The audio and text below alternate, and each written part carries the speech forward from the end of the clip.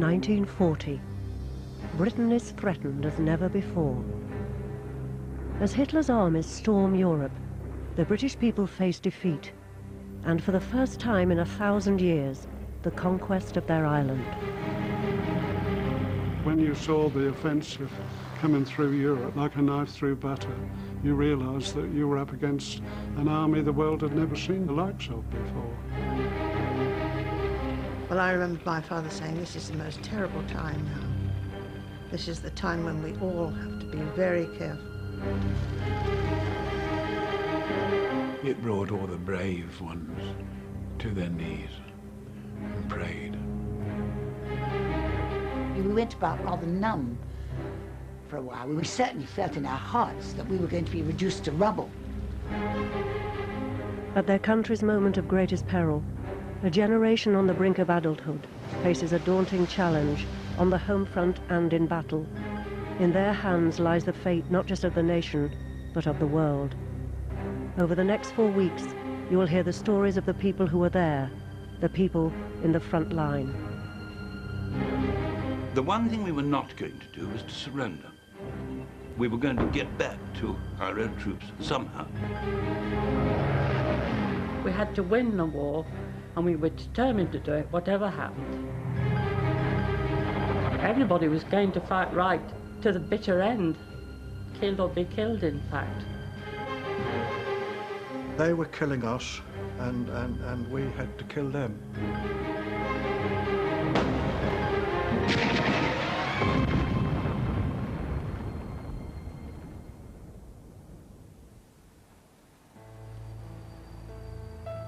On the 10th of May 1940, Britain has 250,000 soldiers in northern France, facing the onslaught of Hitler's armies. Just 17 days later, that British force is in tatters, staggering back towards the port of Dunkirk. We went down this road, and that's where we start seeing the devastation of a withdrawn army. Mile after mile of vehicles like that. And I was astounded. I was struck dumb to think that we, the British Army, were beaten. Those with loved ones trapped in France are desperate for any news. He was never out of my thoughts, really. I mean, they say there's no love like first love, and that's true, isn't it? But the letters suddenly stopped about a month before Dunkirk, and you just had to wait and wait and wait. Britain seems certain to lose most of her army. The Royal Navy predicts they will be able to rescue only a fraction of the soldiers stranded in France. The rest will be left at Hitler's mercy. Inside Downing Street, the Foreign Secretary calls for peace talks. One minister obtains suicide pills for himself and his family. Pray for all who serve in the Allied forces by sea and land and air. Britain needs a miracle. The King calls for a national day of prayer. Remember before God the fallen and those who mourn their loss. If you didn't believe in God, you prayed anyway, because you just felt that you'd got to do something. They were out there and you were here. In the tiny Norfolk village of Clippersby, the congregation of St. Peter's Church pray for one of their sons, a young soldier missing somewhere in northern France. That soldier, Ernie Leggett, a farm labourer's son, had joined the army to escape unemployment. His road to Dunkirk started 17 days earlier, in a forest on the French-Belgian border.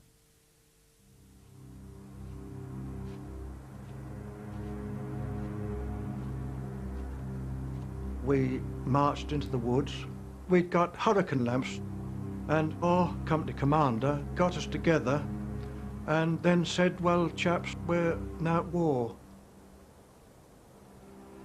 Of course, it struck a sort of an excitement in the tummy.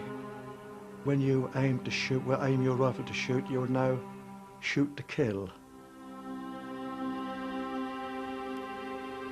I was going to be in the front line and meet the enemy face to face.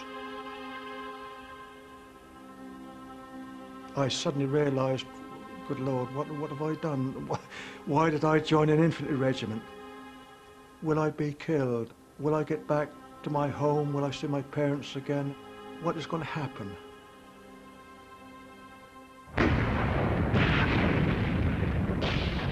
Hitler has just launched an all-out attack on Belgium, Holland and France.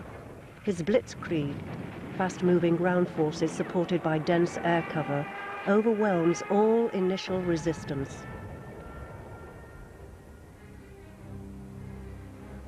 On the same day, the 10th of May, the British government falls and a new Prime Minister, 65-year-old Winston Churchill, steps into the breach.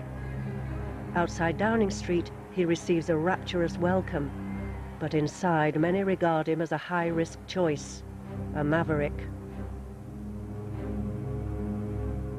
The staff at Number 10 had grave misgivings about this man. They'd heard rumours about how he was impossible to please, difficult to work for, that he was like a man used to giving orders, but unaware of the practicalities of carrying them out. Churchill shocks Whitehall by appointing himself Minister of Defence, taking daily control of the war effort.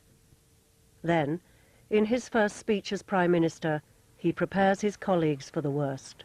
I would say to the House, as I said to those who have joined the government, I have nothing to offer but blood, toil, tears and sweat.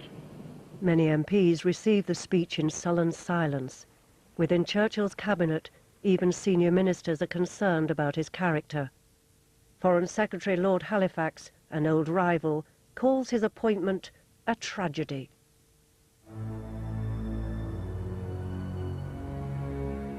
Northern Europe is reeling. The Germans overrun Holland in just 4 days. Along these roads, refugees and troops are hit by German dive bombers, fitted with sirens designed to terrorize their prey. Coming down, they made this really hideous screaming sound, a scream out of hell. It was the first time I was frightened. I was really frightened, and I just shook with terror. Couldn't help it. We could actually see the flight of the bombs coming down, and because as they hit the ground, there were men, women, children, horses going up in the air, and coming down again, totally mutilated.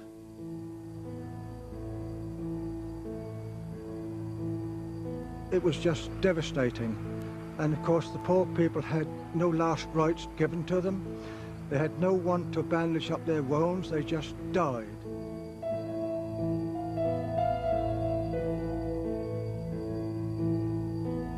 As the German attacks intensify, more British troops are caught up in the turmoil. One shocked soldier reports back to his officer, Peter Vaux. He said, I was on my motorcycle doing a job for the colonel, and I was blown off my motorcycle. And I found myself beside a little boy of about 5, and he'd had his legs blown off, and he was blinded in one eye, and he was in terrible pain. And I took him in my arms, and I could see he was dying. And I took out my revolver and I shot him, sir. I did do right, didn't I? He said. I said, yes, you did do right. I would have done the same.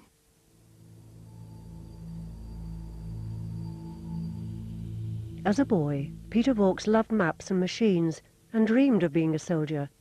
Now, at 23, he is a reconnaissance officer.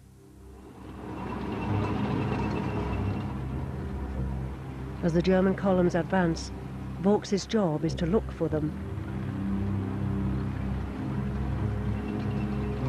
That was a creepy experience, traveling through this empty countryside. Where are the Germans over the next hill, round the next corner? When Peter Vaux finally spots the Germans at the French-Belgian border, he is ordered to plot his regiment's route towards the enemy. It was quite a responsibility for young Second Lieutenant Vaux to be taking the whole regiment into battle with his map and his compass, hoping to God he got it right.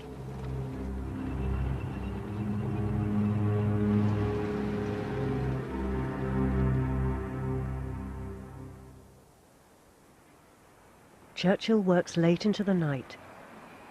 He tries to take command of every detail. 18-year-old Secretary Marion Holmes is introduced to her new boss. This is Miss Holmes, Mr. Churchill. This is Miss Holmes, Prime Minister. And Churchill was sitting in this deep armchair, absorbed in a document. Completely absorbed. He didn't even look up or answer. And then, without any warning, he started to dictate. So I typed away. And bear in mind, it was not easy to hear Churchill, because often he'd abandoned his dentures. He had a slight speech impediment, and he might, at that moment, be smoking a cigar. So I typed away, and he said, "Give me." See, and I just took the minute or directive, whatever it was, over to him, and went for the door. And there was this explosion behind me. "Where are you going? I've hardly started." And then he looked up, and I looked. I was transfixed, wide-eyed and transfixed. And then he said, with the whole face, that fantastic face, cherubic face, changed to this marvellous smile. He said, "Oh, I'm so sorry. What was your name?" And I said, "Miss Holmes." "We sit down." And then he kept looking at me over his glasses, you see. And he said, "You must never be frightened of me when I snap. I'm not thinking of you. I'm thinking of the work."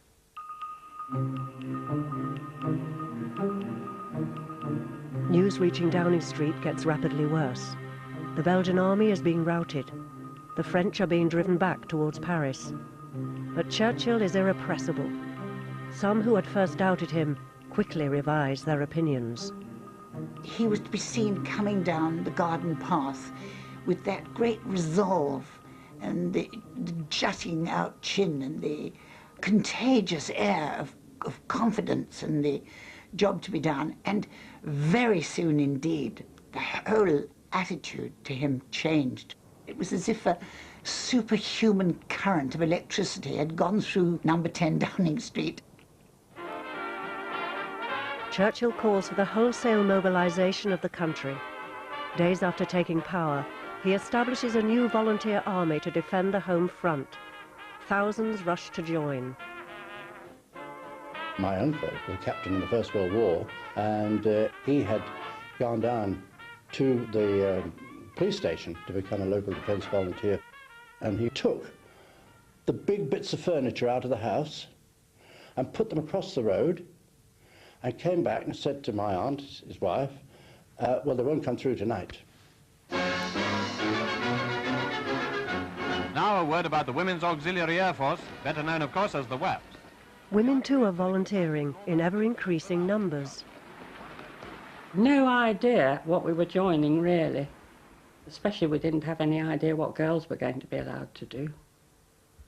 But it was exciting. 884219. You never forget your service number. We see the girls about the place and we admire their smart appearance, but few of us stop to think, what's their work like? A sergeant wouldn't let me tow an aircraft. He said he wasn't having a woman doing that. They thought we could only drive the staff cars. Well, that's a nonsense. So we were soon driving all the lorries and everything. 21-year-old Edith Heap, a wool merchant's daughter from Yorkshire, is away from home for the first time. There's always a social side. We always managed to go to the parties and out to dinner, whatever, however tired you went out. And of course, as WAFs, we had to clean our houses before we went out. We were not allowed out unless it was spotless, and I mean spotless, because the sergeant used to go around with a white napkin, and if there was any dust, you had to do it all again. Like most British people at this moment, Edith Heap is kept unaware of the disaster unfolding across the Channel. We didn't know all that much about it. We only got the filtering of little bits of news. It was too anxious, I think, for them to tell us too much. In northern France, British Army units search for positions where they can halt the German advance. Ernie Leggett's battalion is on the march. Mile after mile of straight road. We had to march mostly all the way back. We couldn't stop to get food. you can walk when you're in your sleep. And we've proved it because on one night alone we marched just about 30 miles. And of course the only time you woke up was when you bumped into the person in front or the person behind bumped into you.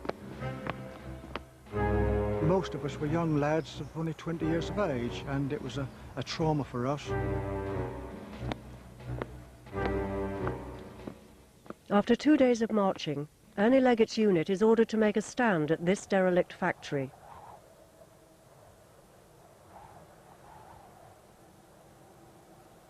We went into what I thought was a cement factory, and of course we could see well around. In the woods about 120, 50 yards away, we could see the Germans preparing.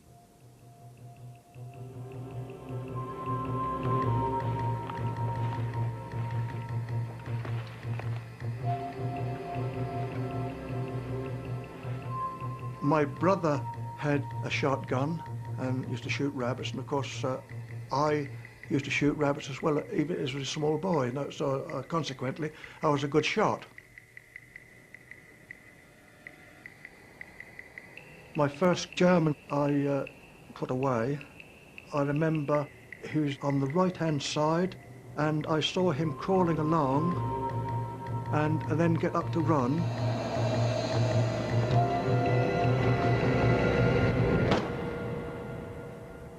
I just pulled the trigger. See him drop, and he was still there, what, a day later. Underneath my breath, I muttered the Lord's Prayer,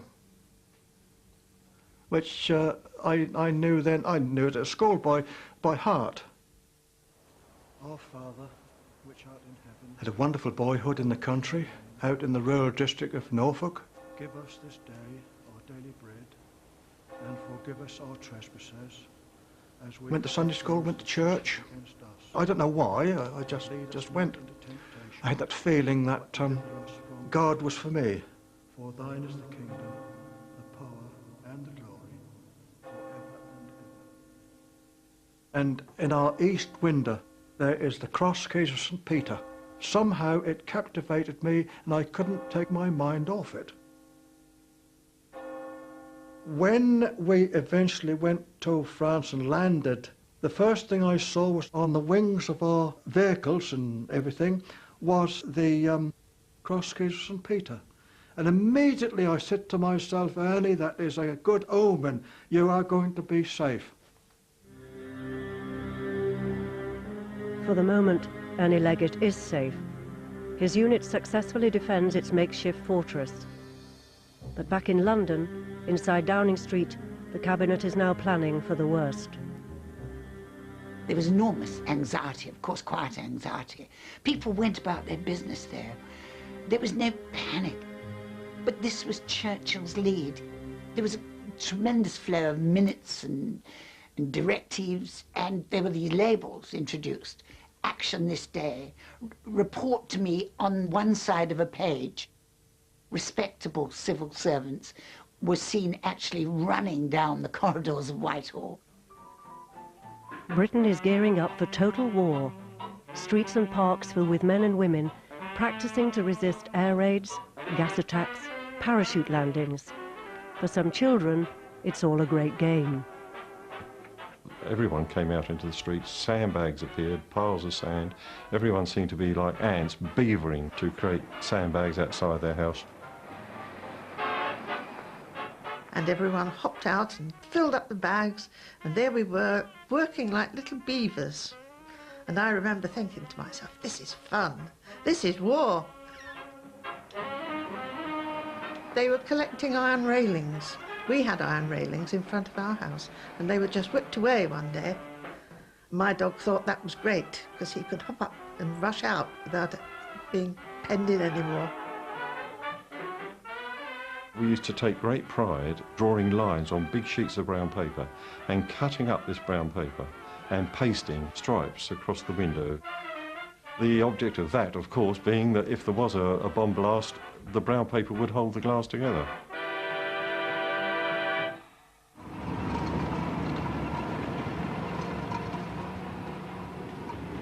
In France, the only armoured force standing between the German army and the English Channel is Peter Vaux's tank regiment.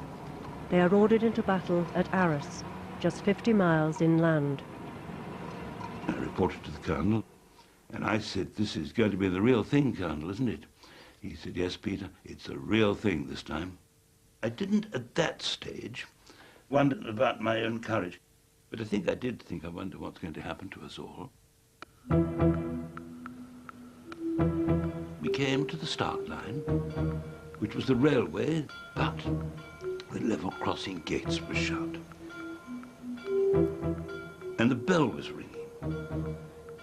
Ridiculous. There were no trains, as we knew perfectly well ourselves. And it took an old soldier, one of the squadron commanders, to drive straight through those gates and send them flying in all directions. And that stopped the bell ringing. And then everybody went through and over the railway and up a small slope to the other side through some scrub. And there at the top in front of us was a whole stream of German lorries and trucks and half-tracks, motorcyclists.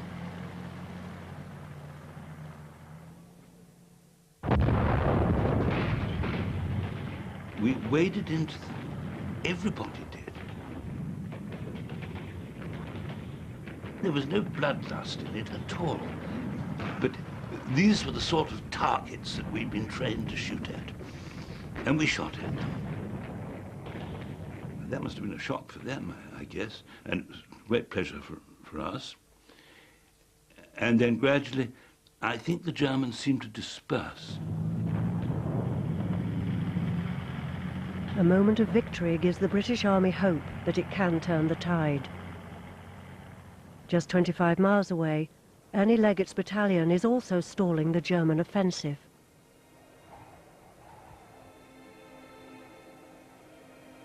Just after dawn, very early in the morning, they started to machine gun, mortar fire, shell and goodness knows what, and we could see them coming across at us.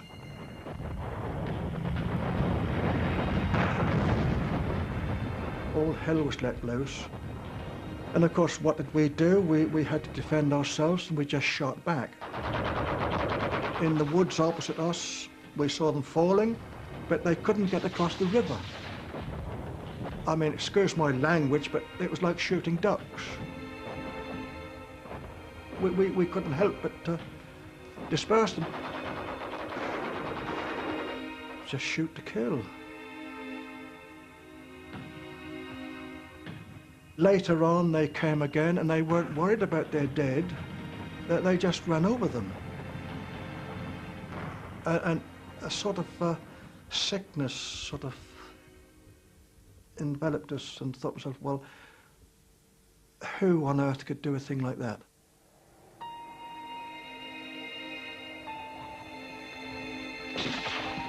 I had no feelings of regret. The only thing I think about sometimes is that the Germans who I put away, they had wives and families, but that's war.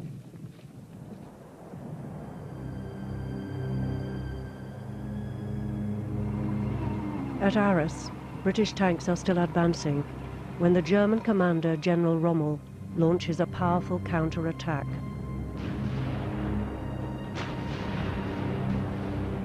It was rather like when there's a tremendous thunderstorm overhead, you're waiting for the lightning. I saw one of our tanks burst into flames, and the commander jump out, and he was shot. And then I saw the colonel's tank, and the whole front of the tank was blown in. And I knew the colonel was dead. He must be.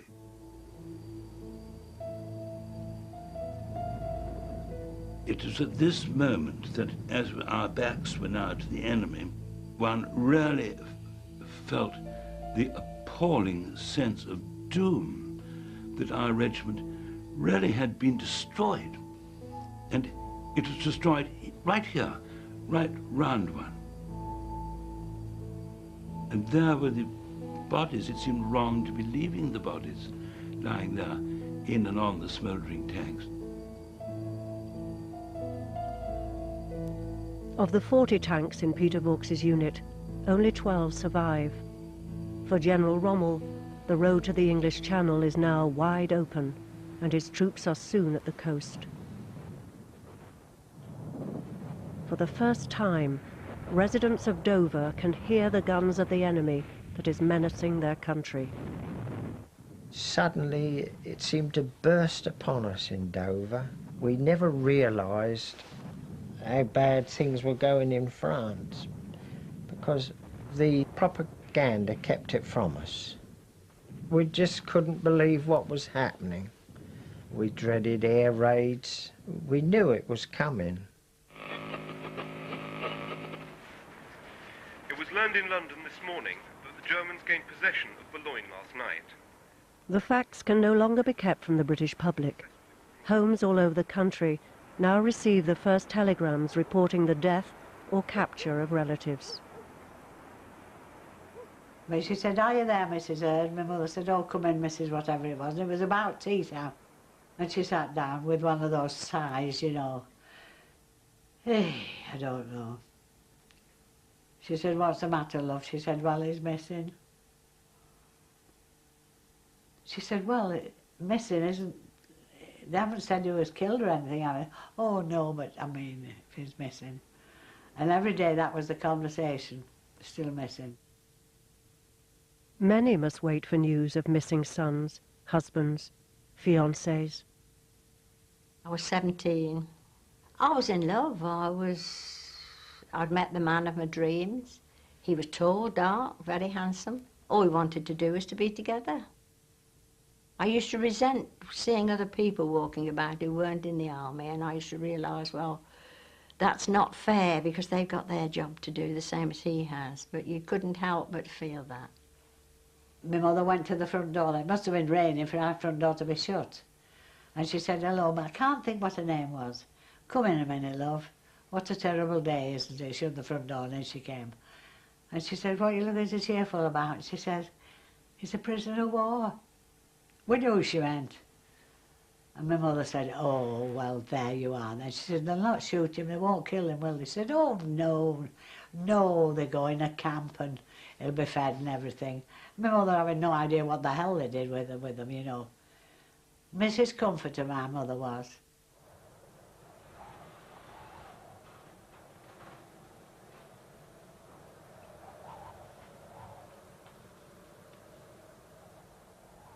There is a silence between one battle and the next, which is a deadly silence. You can hear even the grass moving. The birds stop singing. Nobody speaks. Everything is so quiet that it's just unbelievable.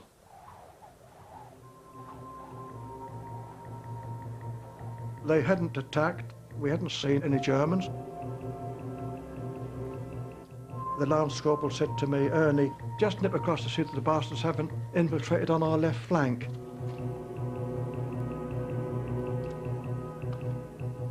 I put my rifle down and was crouching across this thing, and all of a sudden I just hit the ceiling, and then I hit the floor, and I was numb from my waist downwards. I couldn't feel a thing, but I could see blood just pouring out. I'd had a piece of shrapnel go through my buttock and out through the groin. A mortar shell has exploded here, just feet away from Ernie Leggett. It's the first salvo in a new attack on the cement factory. Ernie Leggett, bleeding heavily, unable to walk, is now trapped.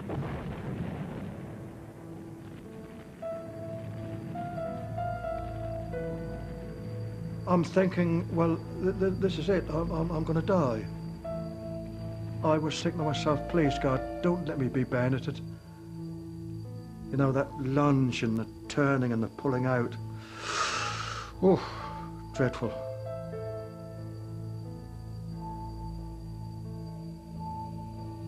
I just thought, as my religion let me down and my good omen had gone and I was going to die. I know I prayed and I could see things at home vividly.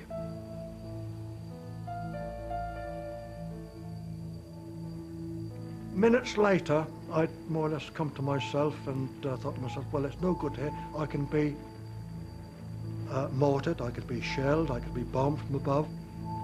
And I got on the opposite side of the railway line and found I couldn't walk, so I started to crawl. I was crawling like that, legs dragging behind, crawling my hands, and my fingernails had worn away, crawling along those rough stones. They must have been German snipers, they were firing at me. I must have passed out because the next thing I knew, I'd got somebody held my wrist and they were pulling me. And I looked up into the faces of two men who I knew, and I heard, I don't know which one it was, but one said to the other, bloody hell, he's had it. And I involuntarily said, well, please help me. Ernie Leggett is carried to a field hospital, one of only 5 survivors from a platoon of 30 men. After the disaster at Arras, Peter Vaux has become separated from the rest of his unit. With him in his tank are a corporal and a major. We'd now run off the edge of our maps. Arras is at the bottom of a map sheet, so we had no maps. When we got to the main Arras-Doullens road, instead of crossing over it, Corporal Burrows, the driver, turned left. When I came up and looked around me, I didn't know where I was. We saw there were German vehicles, and we were arriving and joining the party. And I really didn't know what to do. But my driver was a wonderful chap. He changed down, and he just moved at a steady 12 miles an hour or so. You must remember it was dark. No lights, nobody had any lights. And he crashed into the back of the lorry. The men in the lorry all shouted. The officer swore. He cleared the half-tracks out of the way. He indicated to us to go on and get the hell out of it. And so we did. In the confusion, the German officer clears a path for Peter Vaux's tank. I wore beret. Germans, tank crews wore beret. And I don't think he realized for a moment that we weren't a German tank.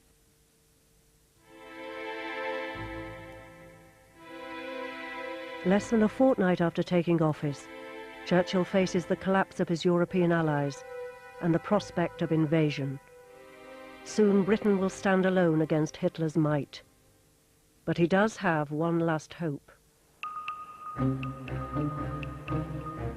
Churchill's secret weapon is the United States. Half American himself, he has been corresponding with President Roosevelt, who he believes will help save Britain. But a presidential election is just months away, and the majority of the American public want no part in a foreign war.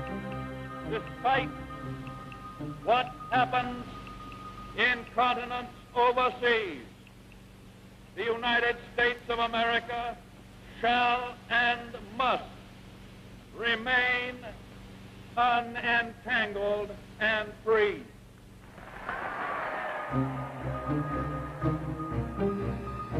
Churchill cables the president, begging for urgent military aid. Without it, he warns Roosevelt, you may have a completely subjugated, Nazified Europe established with astonishing swiftness. but Roosevelt's ambassador in London advises him that any aid sent to Britain would be wasted, because London will be under German control within weeks. Joseph Kennedy, the American ambassador in London, was considered to be a defeatist. But one can well see why. But in our dire situation, facing, as Churchill called it, the unbroken might of the German army, and ill-prepared, it was pure logic. Ambassador Kennedy's logic is shared by the British minister he sees almost daily. Foreign Secretary Lord Halifax now starts talking about a negotiated peace with Germany. The British Army is fighting for its life. Boulogne has fallen, Calais is besieged, the port of Dunkirk is the only escape route left. Inland, outnumbered infantry units have been fighting bitter rearguard actions. We were putting up a good fight. They couldn't get across the river. We had no qualms about killing Germans. It's not exhilarating. It's just you're doing your job. The things you've been trained for years. In other words, you just accept it as part and parcel of your life. Martin McLean from Newcastle joined the army at 16 when his local shipyard closed. Now married with a new baby, he's the youngest sergeant major in the infantry, in charge of his battalion's mortar. In the chaos of battle, communications fail, and Martin McLean is left without orders. The Germans overrun one of the companies, and this is the sad part of it all.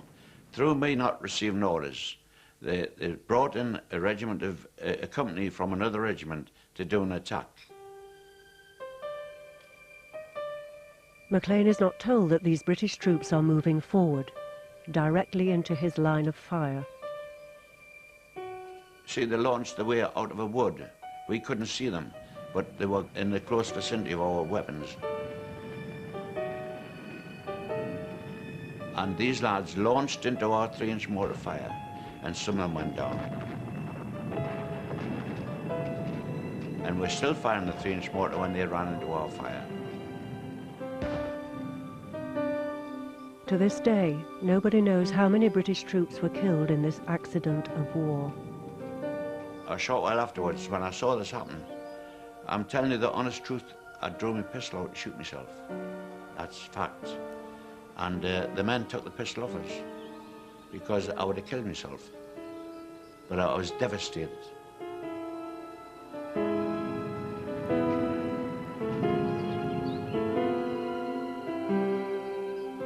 And from all my service, I had them lads on my mind. It disturbed my mind quite a lot.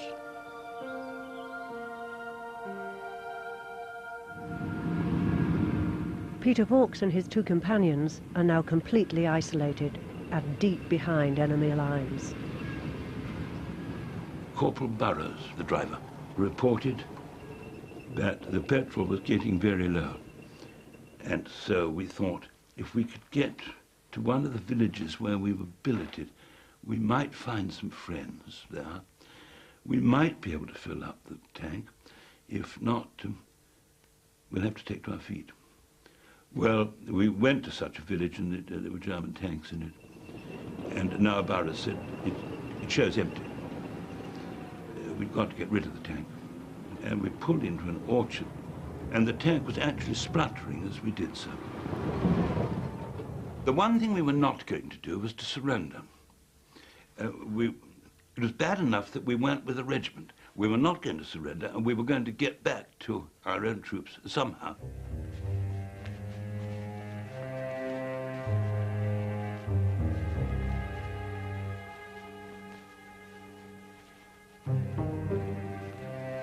There was a sudden rustle in the bushes behind us, and out sprang a German officer.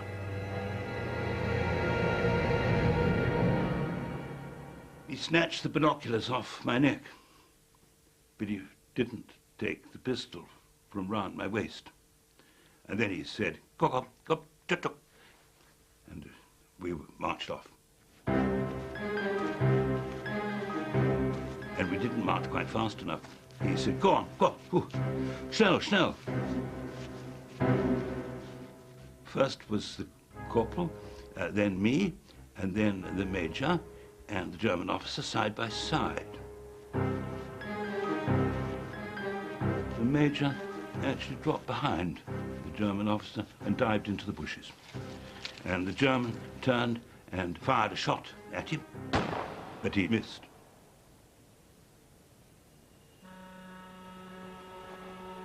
I got my pistol out, and I was shooting back. And I shot 4 shots without hitting him. The 5th shot, when he was still some distance away, went right into his chest. He ran towards me, shooting, and to my astonishment, he kept on running, he kept on shooting, he kept on shouting. And he came right up to me and leant against me. I had 1 shot left. And I put it into him and he fell down, dead. And we turned and we ran with all our might down the hill as fast as we could.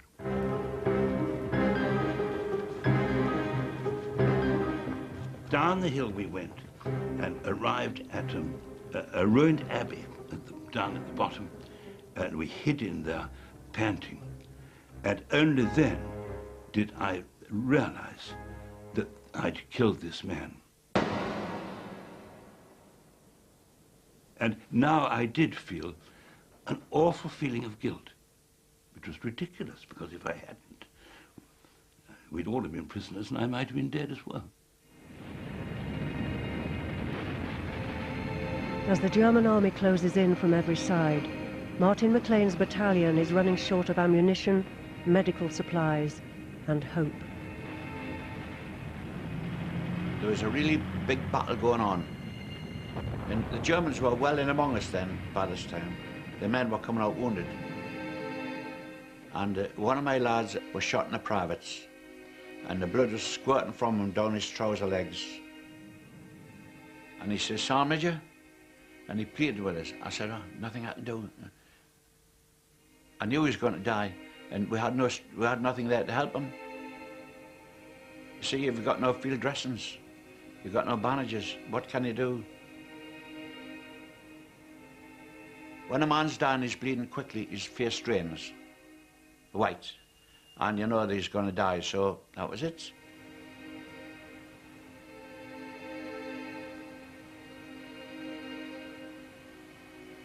I was more responsible for now for the rest of the men to get them out. We were on our own. The company commander says, "What are we going to do?" I said, "Give the order, every man for himself," because now we were completely demoralized. And you thought nothing else but survival. Survival, really, at the finish.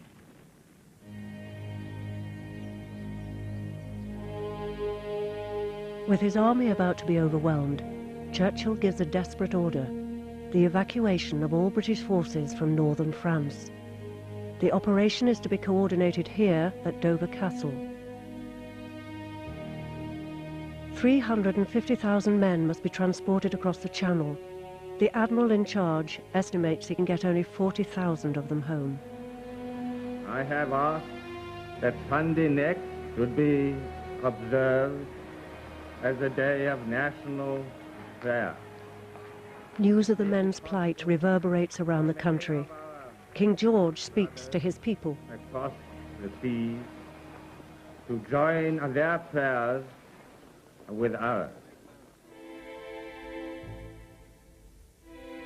As the nation prays, Churchill summons his war cabinet and presents them with the harsh truth. Belgium has fallen. France is on the point of total collapse. America is staying neutral. And the Soviet Union is sticking to its alliance with Hitler. Britain stands alone. But there is an alternative. A peace offer has been drafted in Berlin.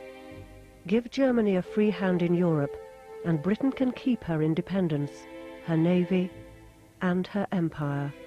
Foreign Secretary Lord Halifax argues that the time has now come to talk peace. If independence is not at stake, then I think it right to accept an offer which would save the country from avoidable disaster. The cabinet is divided. Some want to explore the peace offer. Churchill wants to fight on. The meeting ends in deadlock.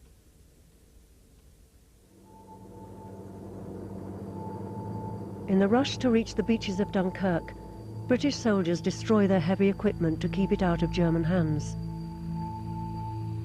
We went down this road, and that's where we start seeing the devastation of a withdrawn army. And all these lorries smashed up and broken up.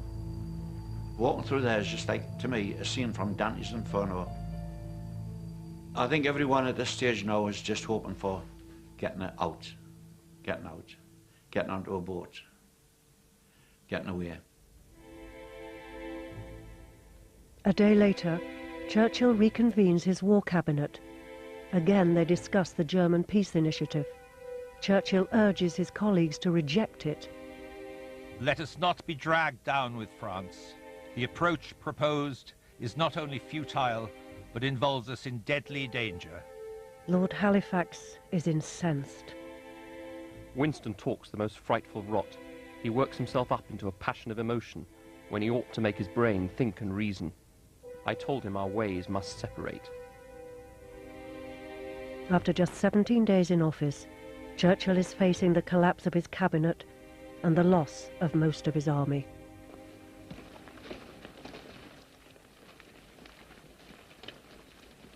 Inside an ambulance packed with wounded men, Ernie Leggett is on his way to Dunkirk. I was continually dosed with morphine, and I must have looked one hell of a sight, because at that time the stretcher bearers would, in your own blood, they'd put on your forehead what was wrong, like tourniquet and morphine or whatever drug you were having, and they tell me that I had a T and an M written in my own blood on my forehead. I remember the ambulance being stopped, the back doors open. I don't know where the hell I was. And I was taken across the road, and I knew I was by the sea because I could smell the air. 250,000 men are waiting on the beaches with no shelter from shelling or air attack. The Royal Navy calls for help from the British people. Manned by volunteers from all over the country, 650 small boats, trawlers and paddle steamers, pleasure cruisers and tugs set out across the channel. As they sail towards the inferno of Dunkirk, the nation holds its breath. All around the country, families fear that their loved ones will be lost. A little cutter pulled alongside, and a person with a megaphone shouting, "You'll all have to go back on the beaches. 9 out of 12 ships have been sunk."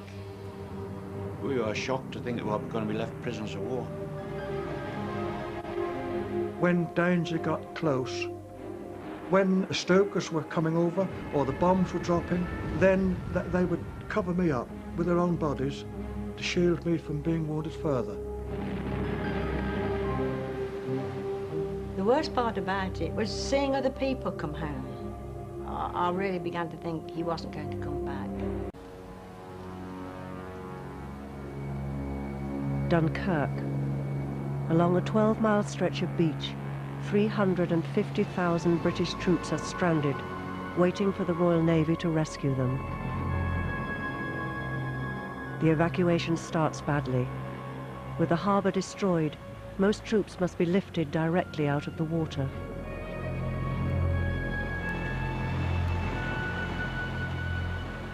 The men were standing in a long line right out to the water, and the leading ones were up to here, been standing there for hours, waiting for one boat to come in, and the minute it got there, they all hung on to the side and tipped the bloody boat over, see? So you had all this problem of emptying the boat of water and trying to get them in again.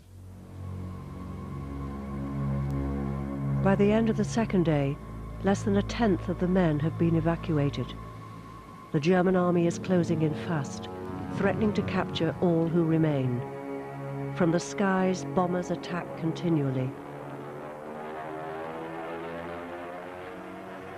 You could hear the bombs dropping, the shells from the big warships booming out to sea, and there was just one huge pool of smoke, black, horrible smoke, all this smoke in the sky, dimmed the sun at times. Wounded in battle a week earlier, 20-year-old soldier Ernie Leggett is waiting in the sand dunes for a hospital ship. I couldn't walk, and I was at the mercy of whatever happened. I just couldn't get away. When danger got close, when the bombs were dropping, then my comrades would cover me up with their own bodies to shield me from being wounded further. That is what you call comradeship. Over 200 British and French ships are now involved in the rescue mission.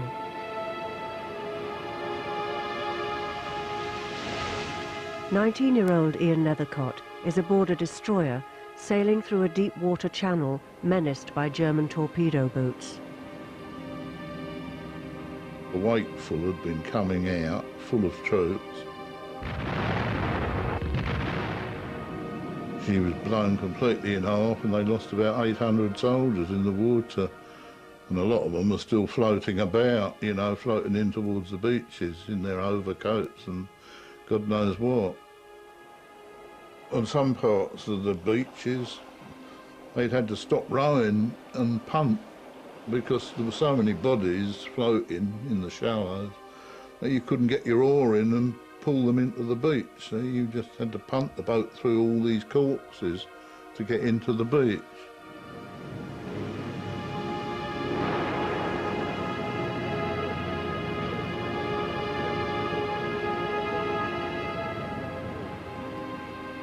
A little cutter pulled alongside, a person with a megaphone shouting, "You'll all have to go back on the beaches. 9 out of 12 ships have been sunk." And you know, you reel back, ships sank? 9 out of 12. He says, "We'll try our best to get you off tomorrow." So back we went. 28-year-old Sergeant Major Martin McLean has been in the thick of the fighting during the retreat to Dunkirk. He's been waiting his turn to be rescued for 3 days. We were shocked to think that we were going to be left prisoners of war. I was. And the Germans were shelling, and a shell had hit the granite pier. And we come across this pile of French soldiers, and they were all mown down. Blokes on the bottom with legs off, dead. Others piled up moaning. A bloke stuck in the middle with his jugular vein cut here, and he's pleading for help, and the blood squirting from him. We were so shocked we shot off there onto the sand and left them, but we'll come back to do what we could for them. But it was hopeless. They'd killed all these men. What a wasted life.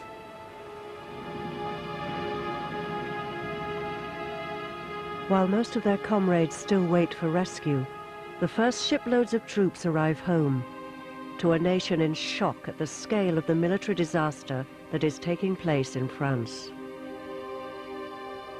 I cycled down to see the troops arrive at the pier. They was in a terrible state. Many was laying along the seafront, thoroughly exhausted. We could see the full horror of what was happening in the channel. The worst part about it was seeing other people come home. And you would think, well, he's not back yet. He's not here.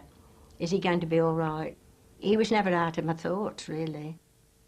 My friend's husband had come home 2 days before, and those 48 hours, I really began to think he wasn't going to come back. In Downing Street, the new Prime Minister, Winston Churchill, also waits anxiously for news. As the fate of his army hangs in the balance, he is under intense pressure from his Foreign Secretary, Lord Halifax, to pursue a peace deal with Germany. In Halifax's absence, Churchill summons his other ministers to his room in the Commons. He implores them to reject any deal with Hitler and to fight on, whatever the cost. If this Long Island story of ours is to end at last, let it end only when each of us lies choking in his own blood upon the ground. For the moment, Churchill's words unite a fragile cabinet. But if he cannot get his army safely home, his premiership will be threatened once again.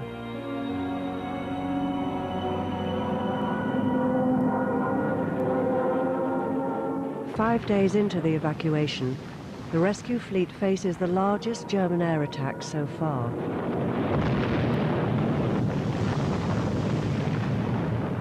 We were about a mile off the pier heads at Dunkirk, and when you looked to the north, you could see this great cloud of German aircraft, and it was amazing. There was layer upon layer of them, fighters riding above them.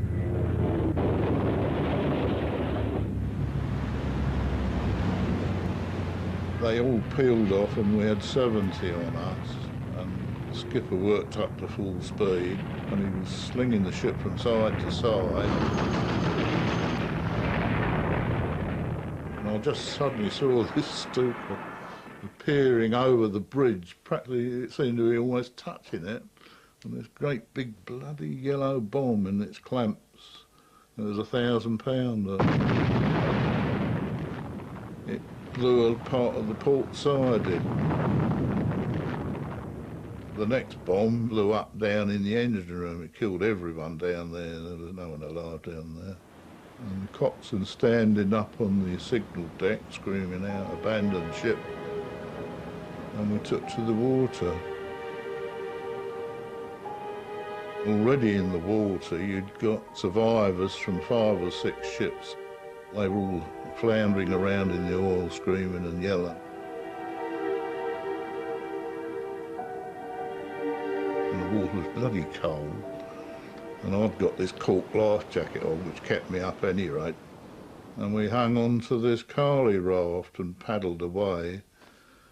And we'd only got a few yards, and a couple of these German Messerschmitts came down, and they just opened up and pointed straight at us and just blazed away right across the top of the raft and killed the 2 blokes in it. And I tried to dive under the water to get away and couldn't. I got my head under, but my bloody feet were sticking up. And I got a bullet right through the bloody knee. Anyway, I floated away and I passed out in the water, and when I came to, I was on my own then. And then I thought, well, I don't know, I'm probably going to die. And I had a long talk with my God. And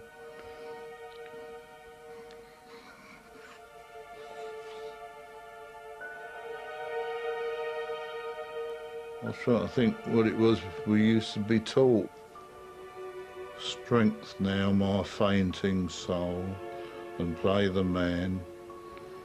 And through such waning span of life as still to be trod, prepare to meet thy God. He used to say that.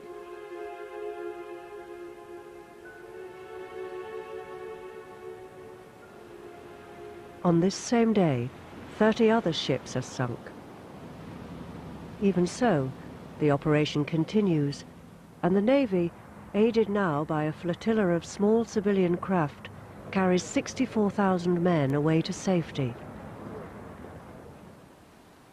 We went, queued up for to get on the boats the next day, and a destroyer pulled in, and the skipper or someone on the bridge shouting, "On as quick as you can, jump lads, jump!" We jumped in, and the sailors were grabbing us and pulling us in. And it pulled out, and then the bomber came along, and he dropped his bombs, and it straddled the back of the boat, and the back of the ship lifted up.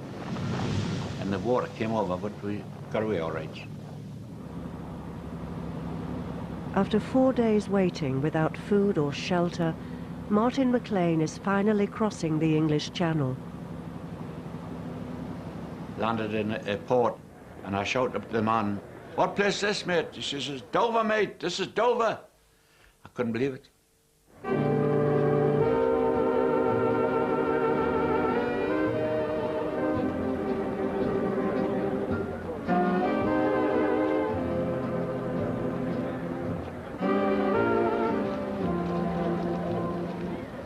next thing I remember was waking up, and I'm certain it was at New Haven, and along came a Salvation Army nurse with a trolley, and she gave me a lovely hot mug of tea and a cigarette.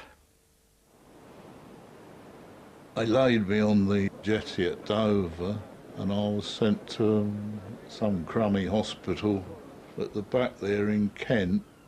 It was me thinking I was going to have a lovely time in a civilian hospital with pretty nurses, and I landed up in Gillingham with these monkey-faced sods in the Navy, you know, the sick bay tiffies, you know, with the cruellest men out.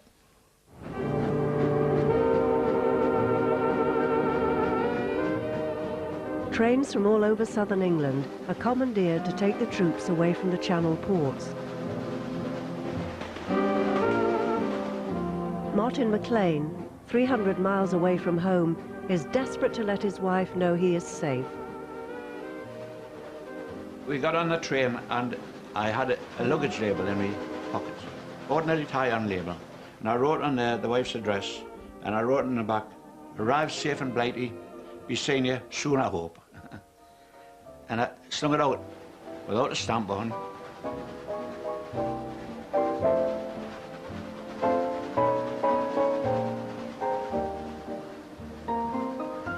She got that from a postman coming down the street, and we still got it, by the way, and he's waving it and says, "He's all right, all right," because when the mail was coming away, he was all out looking for it, you know.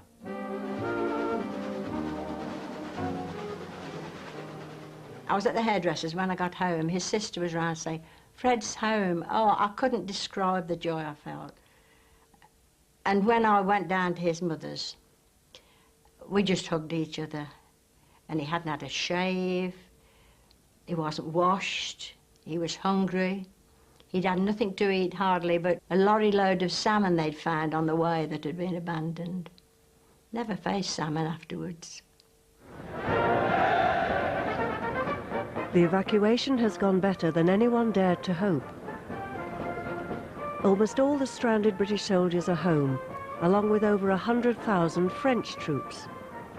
Relief at the return of so many men masks the scale of the most crushing humiliation in the history of the British Army. It was a massive defeat. It was a retreat, but it was turned into the most marvellous, heart-stirring miracle, really. This is the most magnificent sight of a generation. This is the army under its magnificent leaders. They have come back from a terrible and bitter battle, but still in their tired and half-closed eyes is mirrored the spirit and cause for which they fight. That has not gone. That can never be taken away from them.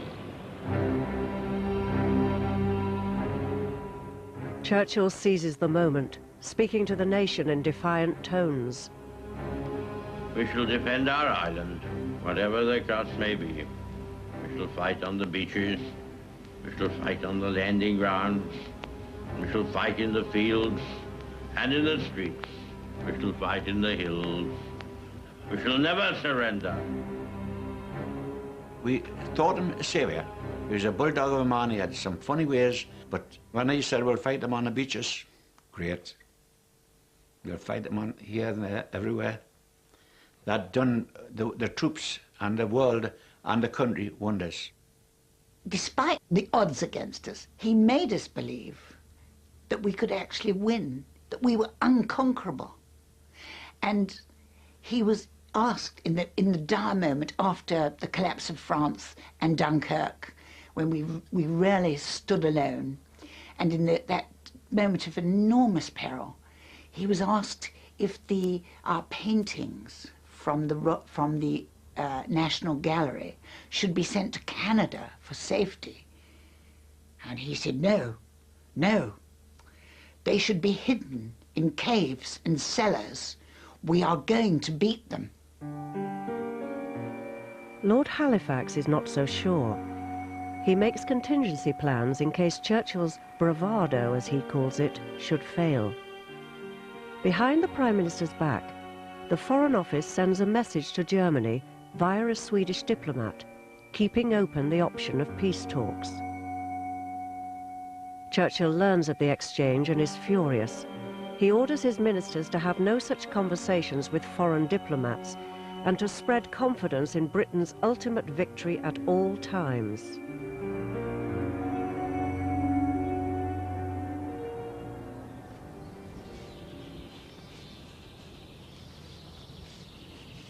Not every British soldier is home.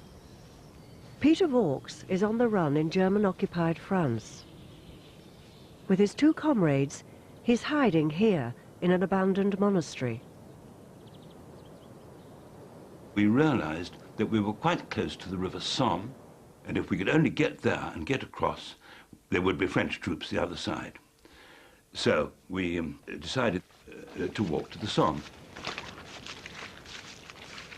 And we got into marshes, and we got into bogs, and it was ghastly. And we were hungry and exhausted and cold. And from time to time, we saw Germans and heard German voices. And we sloshed about in these marshes, and we couldn't get anywhere near the river, which is what we wanted to do. And it was at that point that the major said, "I don't know, we may have to give ourselves up." And I said, "Not yet." And the corporal said, "Not me, sir." The men return to the monastery. Local French villagers are afraid to help them, but a refugee from Belgium, Monsieur Gilly, offers to show Peter Vaux the best place to cross the river. Vaux, in borrowed clothes, poses as a refugee himself. We passed 2 or 3 little positions of Germans until we got right down almost to the river bank. You could see the river bank. And there was a German position there with a sergeant major, and they had a machine gun. And he said, "Well, let's have a look at your identity card." So Gilly produced his identity card, perfectly in order, of course. And then he turned to me and said, "And yours?" And this Belgian was superb. He turned on him like a tiger. He said, as he told me afterwards, he said, "You are a revolting race. Here is this boy, only speaks Flemish, parents killed by your horrible aeroplanes, walked all the way from Belgium, and you ask him for an identity card?" The German was quite shattered. He said, go on, get away, the pair of you." So we went away. But when I was asked for my identity card, my heart stood still. We shall fight in the fields and in the streets. We shall fight in the hills. We shall never surrender. Churchill's words are broadcast in the United States, whose help Britain desperately needs. But the speech receives a cool reception. At the New York home of the Reed family, owners of the influential Herald Tribune, Whitelaw Reed listens to the speech in the company of former President Herbert Hoover. In America, people were very pessimistic about England's chances of holding Hitler off. Herbert Hoover was sort of glum about it, thinking that it was too late, and it was too late for America to do anything. And I just got a very negative feeling about his reaction to it all. Hoover's successor in the White House, Franklin D. Roosevelt, would like to help Britain, but in an election year he must be cautious. Most Americans are strongly opposed to becoming involved in another European war. Under the banner of America First, tens of thousands attend rallies demanding their country's absolute neutrality. I think they believed in a fortress America, that we could be strong and stay on our own. And I thought that America should come of age, and that we had to become involved and take responsibility for what was going on. Another reason why America is not rushing to Britain's aid is that many in Washington are concerned about Winston Churchill's character, not least his reputation as a heavy drinker. Roosevelt tells his cabinet, "I suppose that Churchill is the best man England has, even if he is drunk half of the time. He's very unreliable when under the influence of drink." Churchill's enemies in London share this anxiety. They believe that the Prime Minister's war policy is driven by bravado and Dutch courage. Downing Street Secretary Marion Holmes sees Churchill every day. Oh yes, he was a regular drinker. He drank quite a bit of brandy but after a huge meal. He drank with food. That was the point. I remember him being served lunch at Chequers. He was very tired and he was working from bed and decided to have lunch in bed. Sardines, which he loved. And there were 2 carafes on the tray. One had whiskey in it and one had water. And I watched him pour his whiskey onto his sardines, and the water was still in the other carafe. And so I felt this, I've got to intervene here and mention it. He said, "Oh, I must be going dotty," you know. But he never drank to the point of being the worse for wear. And I remember him once saying, "I've taken more out of alcohol than alcohol has taken out of me." And that really summed it up.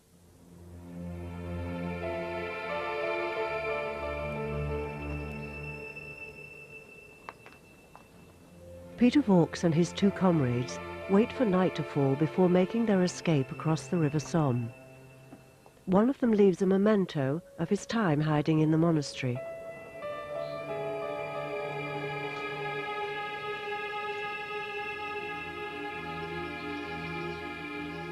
That was Corporal Burrows. He came from Wiltshire, and he'd been my driver for a long time. You know, with the tank, your driver and you are very, very close indeed. The rank doesn't enter into it, really.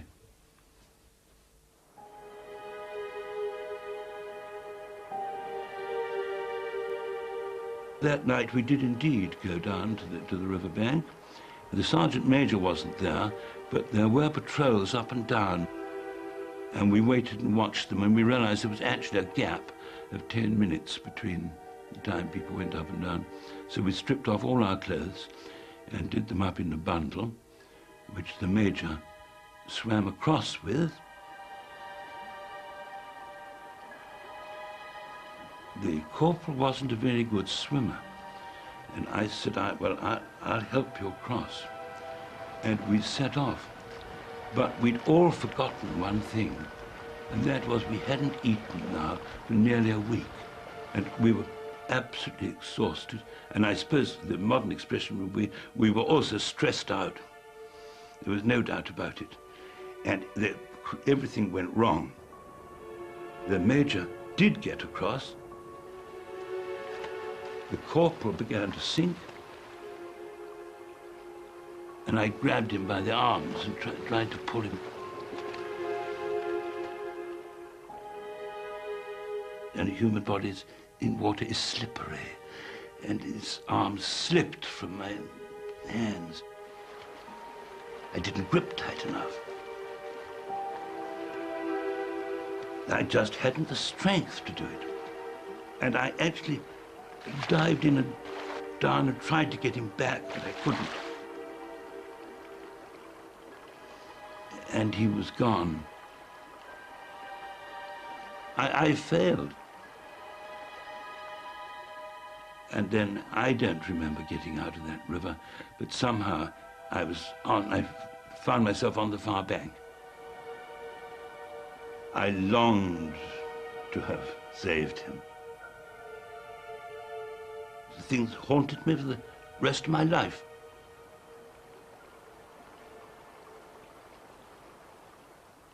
Peter Vaux is held by French soldiers and finally makes it home to Britain. Soon afterwards, Paris falls, and the French government opens peace talks with Adolf Hitler. Residents of England's southern coast expect the worst. We knew after the defeat of our army, the invasion from Germany was coming. We'd wake up in the mornings and quite expect to see German troops stalking the town. The population of Dover was 40,000, it dropped to 18,000 at that time. The town was deserted. But Dover was then becoming a fortress. Anti-aircraft batteries, the seafront was barbed wired. They was erecting these concrete pillboxes overnight.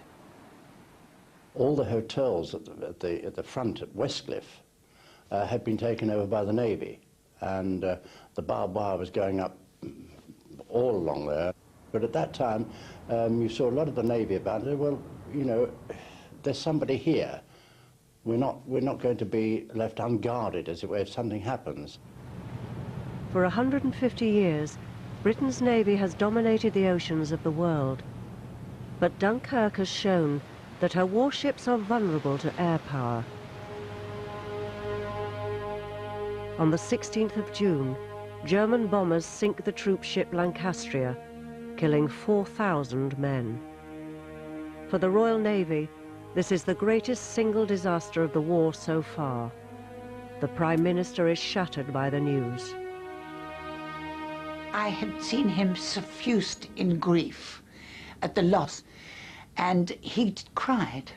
And it takes a very great man, I think, to show his emotions. He was very endearing in a way. Churchill cables President Roosevelt, pleading with him to send Britain 50 old American destroyers. Mr. President, I must tell you that in the long history of the world, this is a thing to do now. But Roosevelt refuses, telling Churchill that Congress and public opinion will not allow such direct intervention in a foreign war.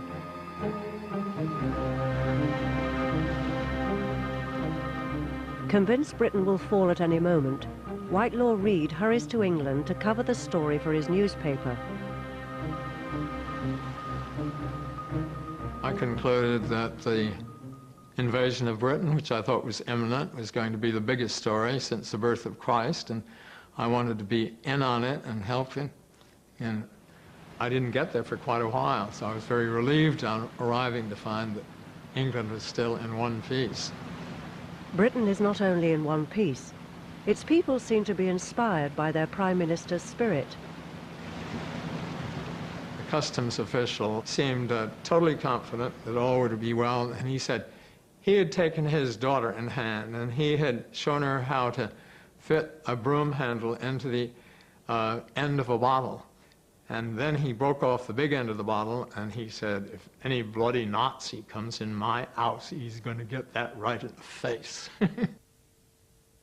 The customs officer isn't alone. Peter Vaux, now back in England, finds his own family equally defiant. My father said to me, can you get me a pistol? And I did. And he was an elderly man, of course, but they lived in Paynton. They were very close to the beach.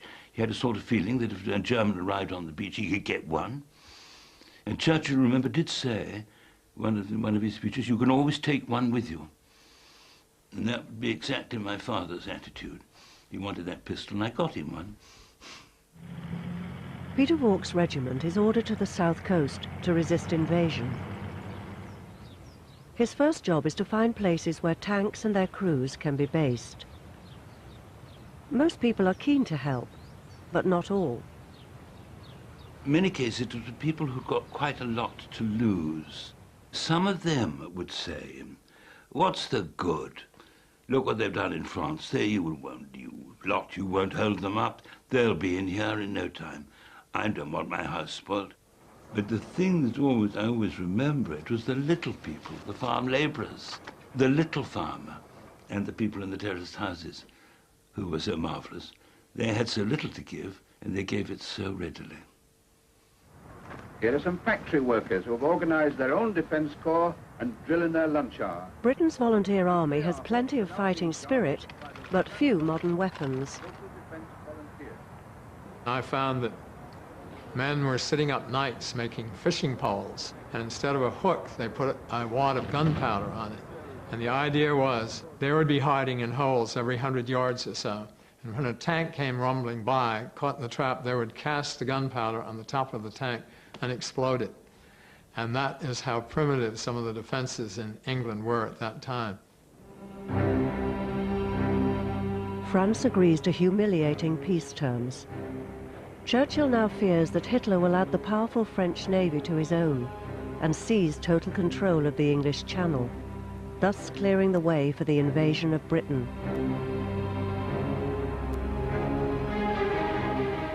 Churchill orders his admirals to seize all French ships in British ports, and he sends a powerful force to demand the surrender of the French fleet in the North African port of Oran.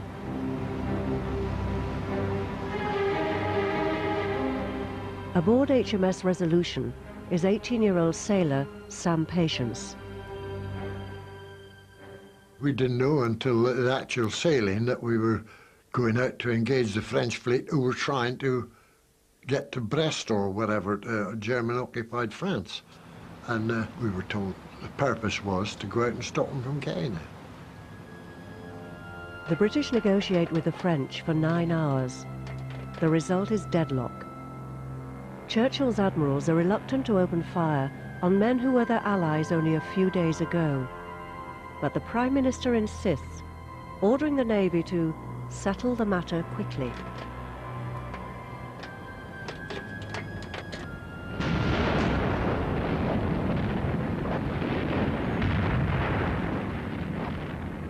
We just opened fire on them. Noise shattering. The ship seemed to shake, you know. You get a full salvo of 8 15-inch guns firing. That's a lot. And 6-inch batteries as well, all out one side. The French warships, tied up at the quayside and unable to maneuver, don't stand a chance. Within minutes, over 1,300 French sailors are dead. Oh, there was a lot of damage done. The quayside was piled with bodies, which we did with our shelling. You were never given, you know, a sort of question as to whether it was right or wrong. As far as you was concerned, you was just doing your job. The fleet had to be stopped from going over to the Germans. I didn't feel ashamed about doing it at all. It was a question of them or us.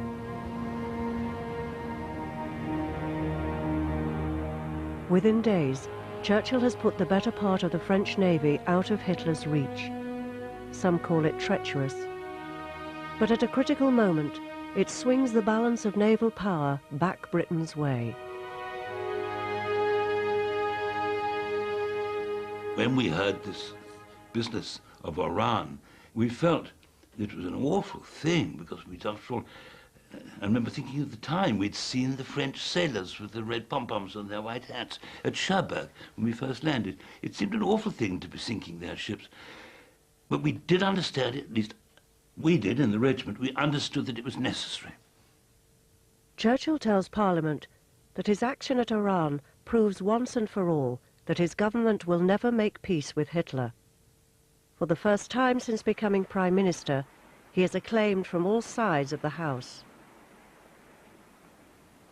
Now that a quick peace deal with Britain is ruled out, Hitler launches a new offensive. In mid-July, he orders the Luftwaffe to take control of the English Channel and close it to all British shipping. Every day, every hour, British convoys sail the seas, braving the perils of Nazi air raiders, and here comes a formation bent on challenging our supremacy on the sea.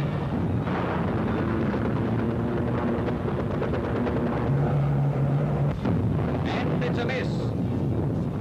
I used to stand on the top of the Western Heights and watch the bombing of the convoys, and I waved my fist up in the air. The German bastards was the word I used.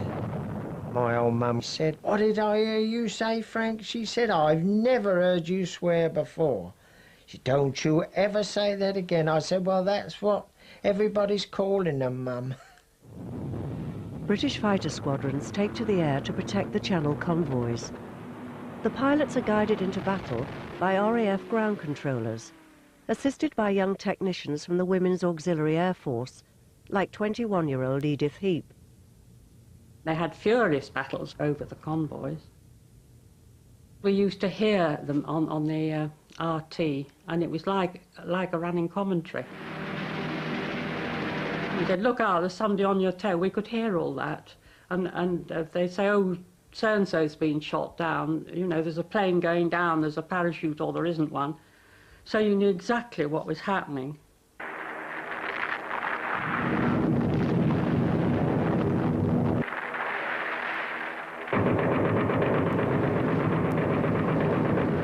And the girls in the radio cabins could actually say, oh, look out, there's somebody behind you, you know, do watch it. And of course they couldn't hear what they were saying because they weren't in actual contact with them. But it was very intense. And we also heard all the language that they did, because you swear in battle.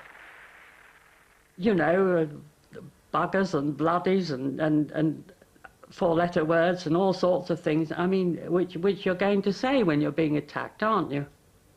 And somebody got very uptight about girls hearing all this language. Well, we weren't concerned with that. A, we didn't know what it meant. B, we didn't care about that. We only cared about our pilots. A flotilla of destroyers steamed into view, patrolling the seas against possible invaders. Suddenly, a big flight of German dive bombers was reported. Patrolling RAF fighters hurtled to intercept them. In the battle which followed, 9 Nazis were shot down. Really, I suppose it was one of the most exciting periods of my life to watch these dogfights. We could hear the screech of the German dive bombers in the channel, the explosions. It was flying at rooftop level. You could see the pilots sitting in them, the markings on the planes, hear the cannon shell blazing into one another. Sometimes they got stuck, they couldn't get out, you know, because of either the lid jammed, the cockpit cover jammed, or there was fire. Now, fire was the worst thing, because they got terribly burnt. And then that was when they used to scream, of course. The screaming was really, really terrible. And of course, an awful lot of them went to hospital with these burns. Some of them pulled through and some didn't.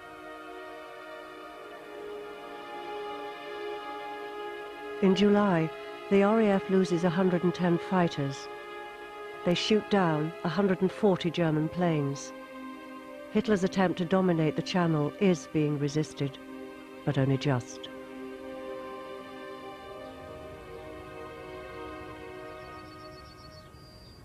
Whitelaw Reid travels to Dover to cover the story for his newspaper. Well, it was Hitler weather most of the time that summer, you know, and the skies were bright blue, and you would see the planes high in the sky.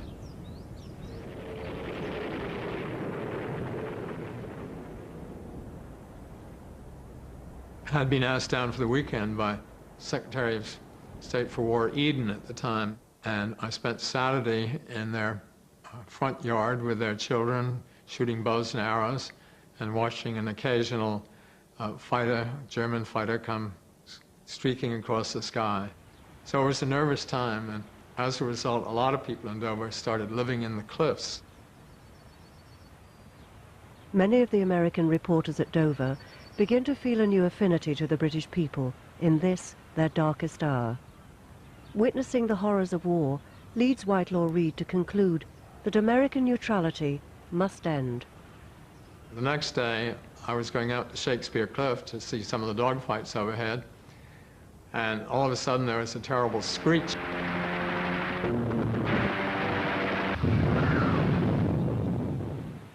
We went out to explore the beach, and one of the things I found on the beach was an old man who'd been too close to a blast, and he'd been decapitated. His head was lying close by, and his dog lay by his side. It was a sad bit of evidence of the damage that was being done.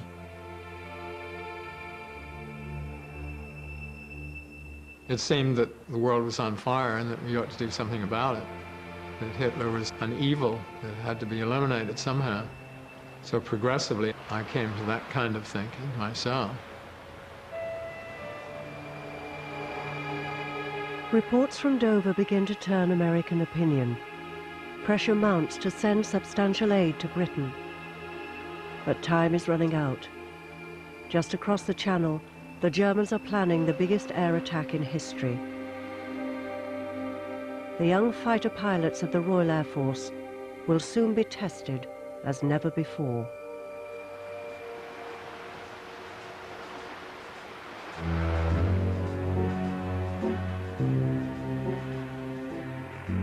The battle of Britain is about to begin. Upon this battle depends the survival of Christian civilization. Hitler knows that he will have to break us in this island or lose the war. If we can stand up to him, all Europe may be freed, and the life of the world may move forward into broad, sunlit upland.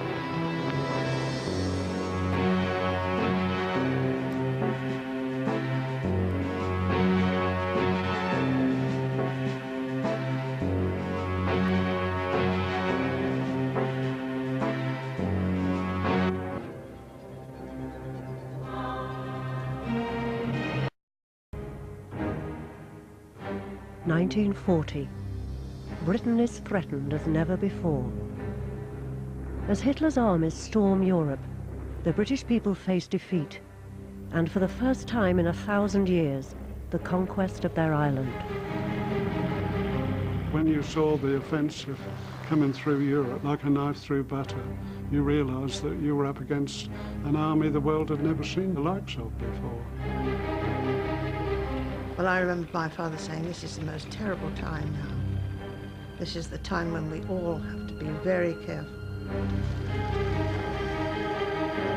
It brought all the brave ones to their knees and prayed. We went about rather numb for a while. We certainly felt in our hearts that we were going to be reduced to rubble. At their country's moment of greatest peril, a generation on the brink of adulthood faces a daunting challenge on the home front and in battle. In their hands lies the fate not just of the nation, but of the world. Over the next 4 weeks, you will hear the stories of the people who were there, the people in the front line. The one thing we were not going to do was to surrender. We were going to get back to our own troops somehow. We had to win the war, and we were determined to do it, whatever happened. Everybody was going to fight right to the bitter end, killed or be killed, in fact. They were killing us, and we had to kill them.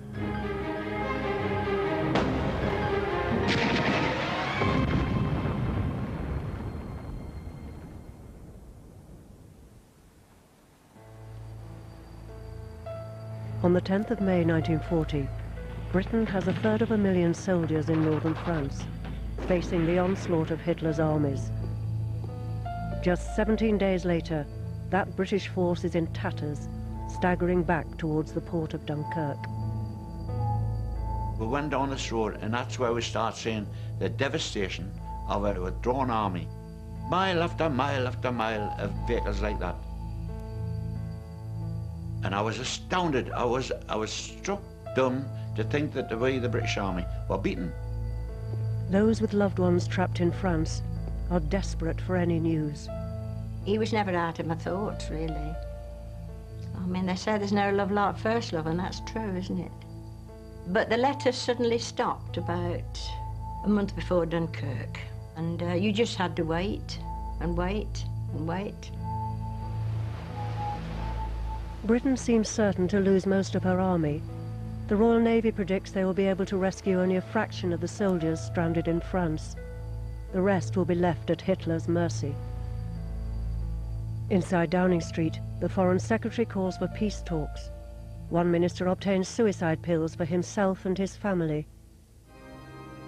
Pray for all who serve in the Allied forces by sea and land and air. Britain needs a miracle. The King calls for a national day of prayer. Remember before God the fallen and those who mourn their loss. If you didn't believe in God, you prayed anyway, because you just felt that you'd got to do something. They were out there and you were here. In the tiny Norfolk village of Clippersby, the congregation of St. Peter's Church pray for one of their sons, a young soldier missing somewhere in northern France. That soldier, Ernie Leggett, a farm labourer's son, had joined the army to escape unemployment. His road to Dunkirk started 17 days earlier, in a forest on the French-Belgian border.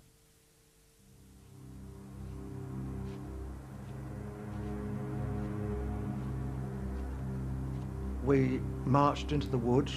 We'd got hurricane lamps, and our company commander got us together and then said, well, chaps, we're now at war. Of course, it struck a sort of an excitement in the tummy. When you aim to shoot, well, aim your rifle to shoot, you will now shoot to kill. I was going to be in the front line and meet the enemy face to face. Really hideous screaming sound, a scream out of hell. It was the first time I was frightened. I was really frightened, and I just shook with terror. Couldn't help it.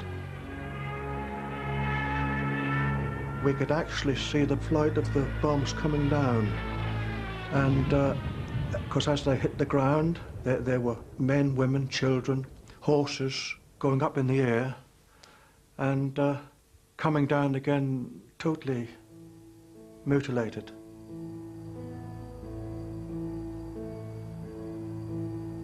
It was just devastating. And of course the poor people had no last rites given to them. They had no one to bandage up their wounds, they just died.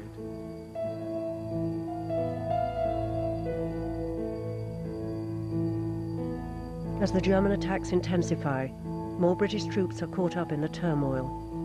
One shocked soldier reports back to his officer, Peter Vaux. He said, I was on my motorcycle doing a job for the colonel, and I was blown off my motorcycle. And I found myself beside a little boy of about 5, and he'd had his legs blown off, and he was blinded in one eye, and he was in terrible pain. And I took him in my arms, and I could see he was dying. And I took out my revolver and I shot him, sir. I did do right, didn't I? He said. I said, yes, you did do right. I would have done the same.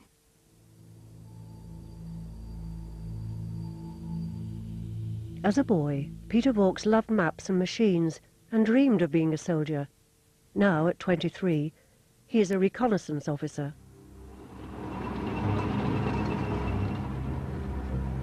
As the German columns advance, Vaux's job is to look for them. That was a creepy experience, traveling through this empty countryside. Where are the Germans over the next hill, round the next corner?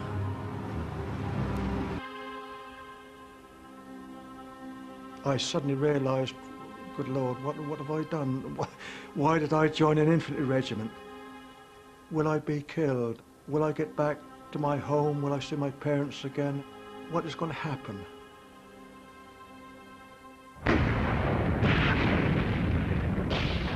Hitler has just launched an all-out attack on Belgium, Holland and France. His blitzkrieg, fast-moving ground forces supported by dense air cover, overwhelms all initial resistance.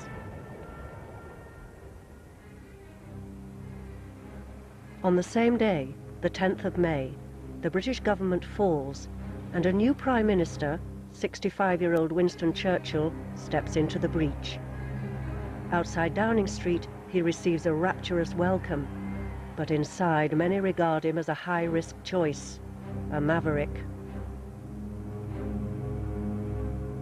The staff at Number 10 had grave misgivings about this man. They'd heard rumours about how he was impossible to please, difficult to work for, that he was like a man used to giving orders, but unaware of the practicalities of carrying them out. Churchill shocks Whitehall by appointing himself Minister of Defence, taking daily control of the war effort. Then, In his first speech as Prime Minister, he prepares his colleagues for the worst. I would say to the House, as I said to those who have joined the government, I have nothing to offer but blood, toil, tears, and sweat. Many MPs receive the speech in sullen silence. Within Churchill's cabinet, even senior ministers are concerned about his character. Foreign Secretary Lord Halifax, an old rival, calls his appointment a tragedy.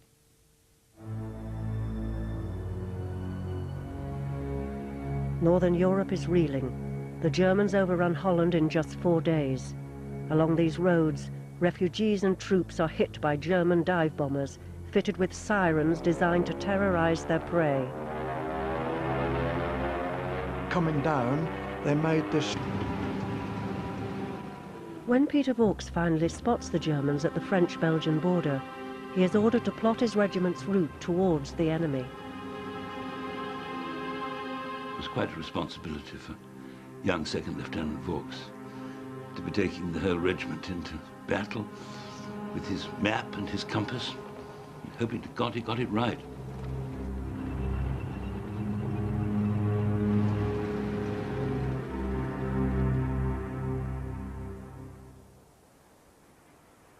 Churchill works late into the night. He tries to take command of every detail. 18-year-old Secretary Marion Holmes is introduced to her new boss. This is Miss Holmes, Mr. Churchill. This is Miss Holmes, Prime Minister. And Churchill was sitting in this deep armchair, absorbed in a document. Completely absorbed. He didn't even look up or answer. And then, without any warning, he started to dictate. So I typed away, and bear in mind it was not easy to hear Churchill, because often he'd abandoned his dentures. He had a slight speech impediment, and he might, at that moment, be smoking a cigar. So I typed away, and he said, "Give me." See, and I just took the minute or directive, whatever it was, over to him, and went for the door. And there was this explosion behind me. "Where are you going? I've hardly started." And then he looked up, and I looked. I was transfixed, wide-eyed and transfixed. And then he said, with the whole face, that fantastic face, cherubic face, changed to this marvellous smile. He said, "Oh, I'm so sorry. What was your name?" And I said, "Miss Holmes." "We sit down." And then he kept looking at me over his glasses, you see. And he said, "You must never be frightened of me when I snap. I'm not thinking of you. I'm thinking of the work."